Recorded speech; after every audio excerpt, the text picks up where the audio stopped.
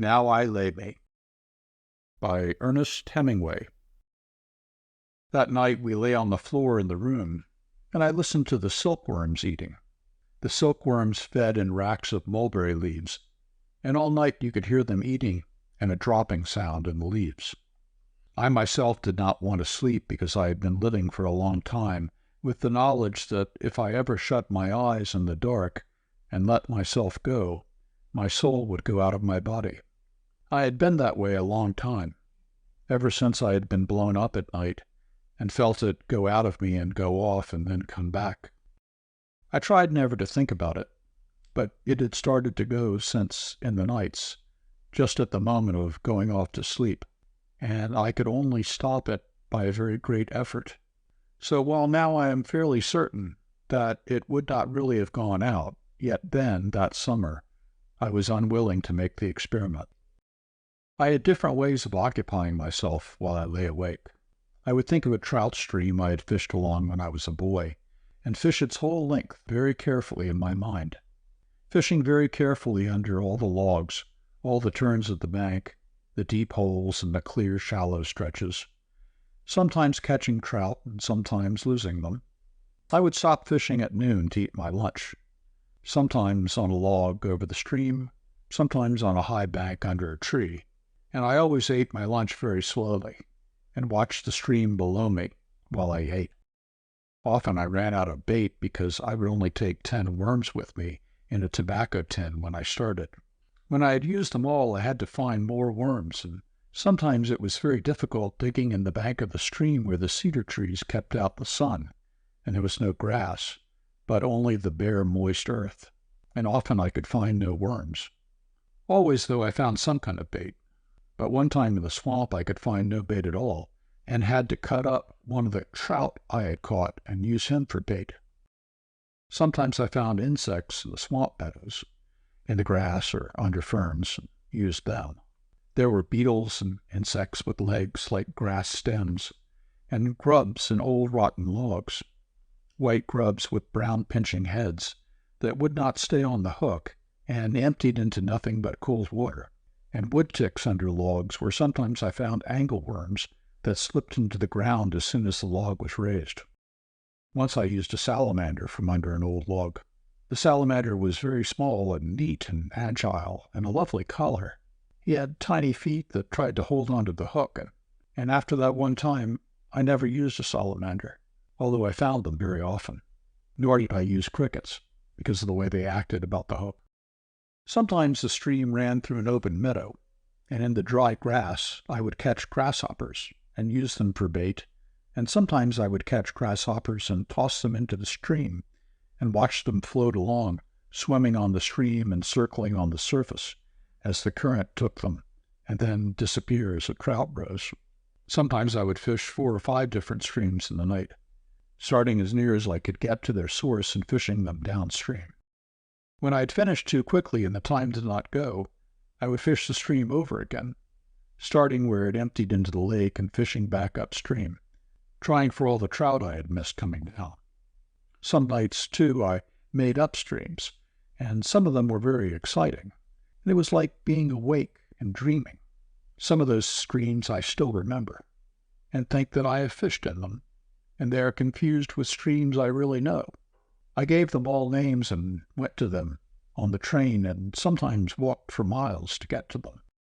But some nights I could not fish, and on those nights I was cold awake and said my prayers over and over, and tried to pray for all the people I had ever known. That took up a great amount of time, for if you try to remember all the people you have ever known, going back to the earliest thing you remember, which was, with me, the attic of the house where I was born, and my mother and father's wedding cake in a tin box hanging from one of the rafters, and in the attic jars of snakes and other specimens that my father had collected as a boy and preserved in alcohol, the alcohol sunken in the jars, so the backs of some of the snakes and specimens were exposed and then turned white. If you thought back that far, you remembered a great many people. If you prayed for all of them, saying a Hail Mary and an Our Father for each one, it took a long time, and finally it would be light, and then you could go to sleep, if you were in a place where you could sleep in the daylight. On those nights, I tried to remember everything that had ever happened to me, starting with just before I went to the war and remembering back from one thing to another. I found I could only remember back to that attic in my grandfather's house. Then I would start there and remember this way again until I reached the war. I remembered after my grandfather died, we moved away from that house and to a new house designed and built by my mother. Many things that were not to be moved were burned in the backyard, and I remember those jars from the attic being thrown in the fire, and how they popped in the heat, and the fire flamed up from the alcohol. I remember the snakes burning in the fire in the backyard, but there were no people in that, only things. I could not remember who burned the things even, and I would go on until I came to people and then stop and pray for them. About the new house, I remembered how my mother was always cleaning things out and making a good clearance. One time when my father was away on a hunting trip, she made a good, thorough cleaning out in the basement and burned everything that should not have been there. When my father came home and got down from his buggy and hitched the horse, the fire was still burning in the road beside the house. I went out to meet him. He handed me a shotgun and looked at the fire. "What's this?" he asked. "I've been cleaning out the basement, dear," my mother said from the porch. She was standing there smiling to meet him. My father looked at the fire and kicked at something. Then he leaned over and picked something out of the ashes. "Get a rake, Nick," he said to me. I went to the basement and brought a rake, and my father raked very carefully in the ashes. He raked out stone axes and stone skinning knives and tools for making arrowheads and pieces of pottery and many arrowheads. They had all been blackened and chipped by the fire. My father raked them all out very carefully and spread them on the grass by the road. His shotgun and its leather case and his game bags were on the grass where he had left them when he stepped down from the buggy. "Take the gun and the bags in the house, Nick, and bring me a paper," he said. My mother had gone inside the house. I took the shotgun, which was heavy to carry, and banged against my legs, and the 2 game bags and started toward the house. "Take them one at a time," my father said. "Don't try and carry too much at once." I put down the game bags and took in the shotgun and brought out a newspaper from the pile in my father's office. My father spread all the blackened, chipped stone implements on the paper and then wrapped them up. "The best arrowheads went all to pieces," he said. He walked into the house with the paper package, and I stayed outside on the grass with the 2 game bags. After a while, I took them in. In remembering that, there were only 2 people, so I would pray for them both. Some nights, though, I could not remember my prayers even. I could only get as far as "on earth as it is in heaven," and then have to start all over and be absolutely unable to get past that. Then I would have to recognize that I could not remember and give up saying my prayers that night and try something else. So on some nights I would try to remember all the animals in the world by name, and then the birds, and then fishes, and then countries and cities, and then kinds of food and the names of all the streets I could remember in Chicago. And when I could not remember anything at all anymore, I would just listen. And I do not remember a night on which you could not hear things. If I could have a light, I was not afraid to sleep, because I knew my soul would only go out of me if it were dark. So, of course, many nights I was where I could have a light. And then I slept because I was nearly always tired and often very sleepy. And I'm sure many times, too, that I slept without knowing it. But I never slept knowing it, and on this night I listened to the silkworms.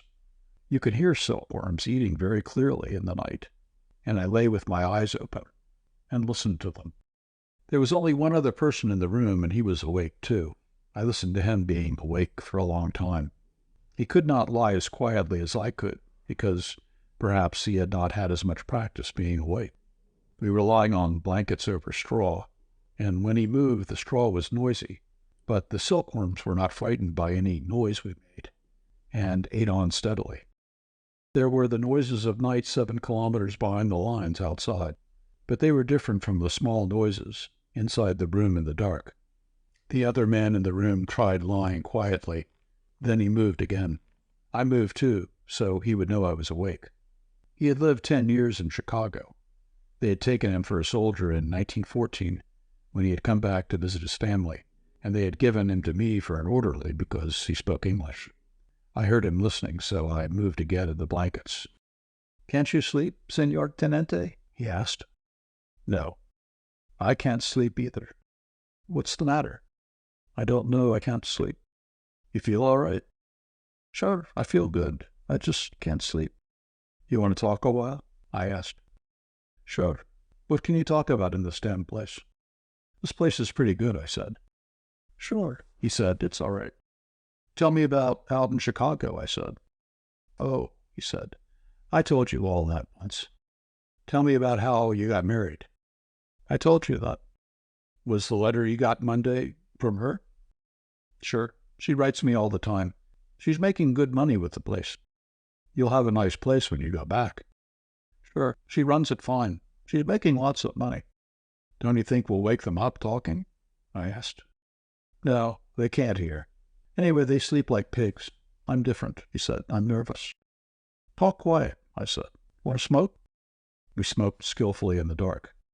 You don't smoke much, Senor Tenente. No, I've just about cut it out. Well, he said, it won't do you any good, and I suppose you get so you don't miss it. Did you ever hear a blind man won't smoke because he can't see the smoke come out? I don't believe it. I think it's all bull myself, he said. I just heard it somewhere. You know how you hear things. We were both quiet, and I listened to the silkworms. You hear those damn silkworms? He asked. You can hear them, too. It's funny, I said. Say, Senor Tenente, is there something really the matter that you can't sleep? I never see you sleep. You haven't slept nights ever since I've been with you. I don't know, John, I said. I got in pretty bad shape along early last spring, and at night it bothers me. Just like I am, he said. I shouldn't have ever got in this war. I'm too nervous. Maybe it will get better. Say, Senor Tenente, what did you get in this war for, anyway? I don't know, John. I wanted to. Then. Wanted to, he said. That's a hell of a reason. We oughtn't to talk out loud, I said. They sleep just like pigs, he said. They can't understand the English language anyway. They don't know a damn thing. What are you going to do when it's over and we go back to the States? I'll get a job on a paper. In Chicago? Maybe. Do you ever read what this fellow Brisbane writes? My wife cuts it out for me and sends it to me. Sure. Did you ever meet him? No, but I've seen him. I'd like to meet that fellow. He's a fine writer. My wife don't read English, but she takes the paper just like when I was home, and she cuts out the editorials and the sports page and sends them to me. How are your kids? They're fine. One of the girls is in the 4th grade now. You know, Senor Tenente, if I didn't have the kids, I wouldn't be an orderly now. They'd have made me stay in the line all the time. I'm glad you've got them. So am I. They're fine kids, but I want a boy. 3 girls and no boy. That's a hell of a note. Why don't you try and go to sleep? No, I can't sleep now. I'm wide awake now, Senor Tenente. Say, I'm worried about you not sleeping. It'll be all right, John. Imagine a young fellow like you not asleep. I'll get all right. It just takes a while. You've got to get all right. A man can't get along that doesn't sleep. Do you worry about anything? You got anything on your mind? No, John, I don't think so. You ought to get married, Senor Tenente. Then you wouldn't worry. I don't know. You ought to get married. Why don't you pick out some nice Italian girl with plenty of money? You could get any one you want. You're young, you've got good decorations, you look nice. You've been wounded a couple of times. I can't talk the language well enough. You talk it fine. To hell with talking the language. You don't have to talk to them. Marry them. I'll think about it. You know some girls, don't you? Sure. Well, you marry them all with the most money. Over here, the way they're brought up, they'll all make you a good wife. I'll think about it. Don't think about it, Senor Tenente. Do it. All right. A man ought to be married. You'll never regret it. Every man ought to be married. All right, I said. Let's try and sleep a while. All right, Senor Tenente. I'll try it again. But you remember what I said. I'll remember it, I said. Now, let's sleep a while, John. All right, he said. I hope you sleep, Senor Tenente.